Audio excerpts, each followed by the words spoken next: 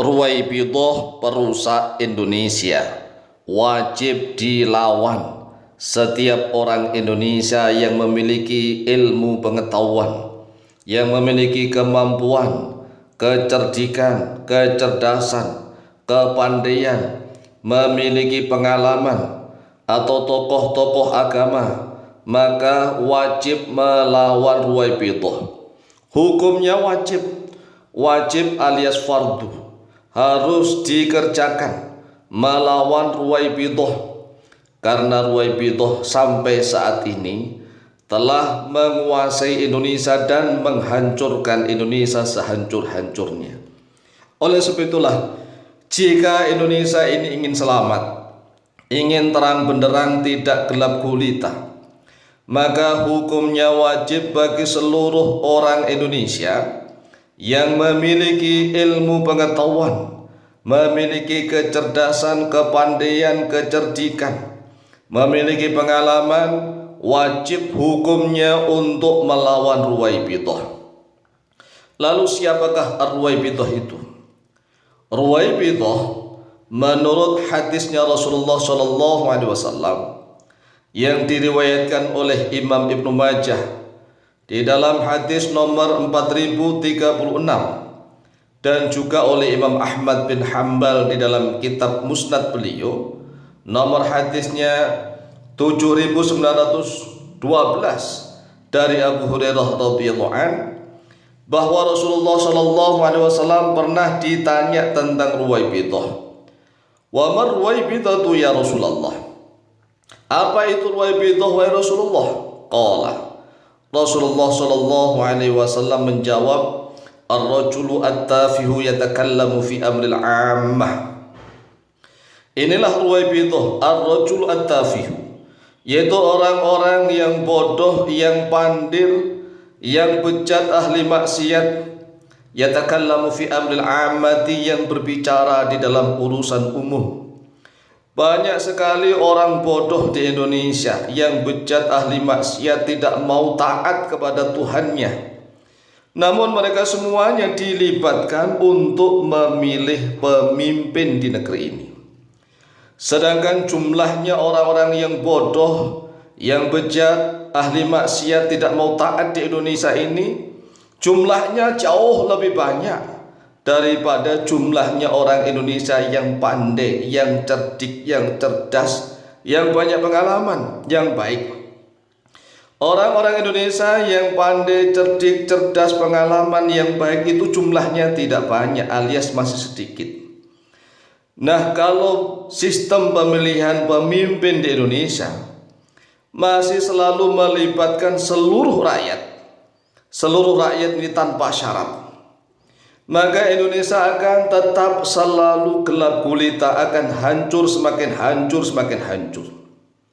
Karena memilih pemimpin itu, meskipun dipilih oleh orang-orang yang cerdas, orang-orang yang pandai, orang-orang yang cerdik, tokoh agama, yang taat, itu masih belum tentu tepat. Jadi memilih pemimpin yang dipilih oleh orang-orang yang pandai, cerdik, cerdas, taat, yang benar-benar menjadi tokoh-tokoh agama, orang-orang pilihan, itu saja tatkala mereka memilih pemimpin belum tentu tepat. Apalagi pemimpin yang dipilih oleh seluruh rakyat Indonesia yang mayoritasnya masih bodoh-bodoh.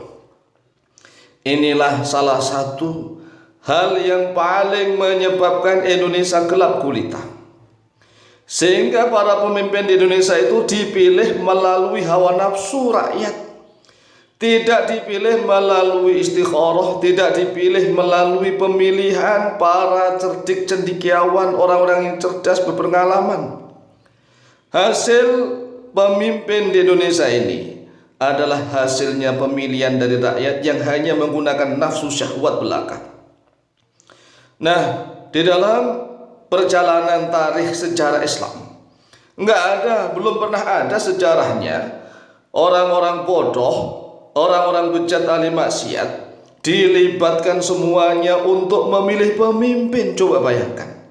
Nah, kalau di Indonesia ini jumlahnya orang bodoh, orang yang bejat, yang ahli maksiat, ini jumlahnya jauh lebih banyak daripada jumlahnya orang yang pandai dan baik, maka sekali lagi Indonesia akan tetap begini terus.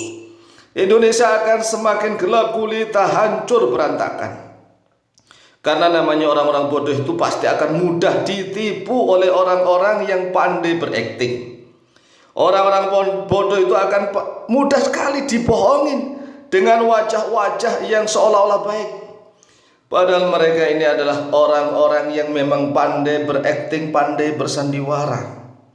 Coba kita lihat sajalah di Indonesia, banyak sekali artis-artis yang tidak berkompeten. Karena rakyat Indonesia memilihnya hanya berdasarkan nafsu syahwat belaka, tidak berdasarkan ilmu pengetahuan dan pengalaman, sehingga banyak sekali artis-artis di Indonesia yang tidak memiliki kemampuan menjadi pejabat-pejabat di Indonesia. Inilah bencana malapetaka yang dahsyat luar biasa. Inna lillahi wa inna ilaihi raji'un. Qala Rasulullah sallallahu alaihi wasallam, telah bersabda oleh Rasulullah sallallahu alaihi wasallam, sayati 'alan nasi sanawatun khadda'atun, akan datang kepada manusia tahun-tahun tipu daya.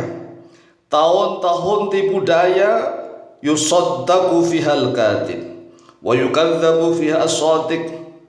Orang yang pendusta akan dibenarkan, orang yang benar akan didustai. Wa yu'tamanu fiha al-kha'in, dan orang yang pengkhianat akan dipercaya. Wa yukhawwanu fiha al-aminu, dan orang yang terpercaya akan dikhianati.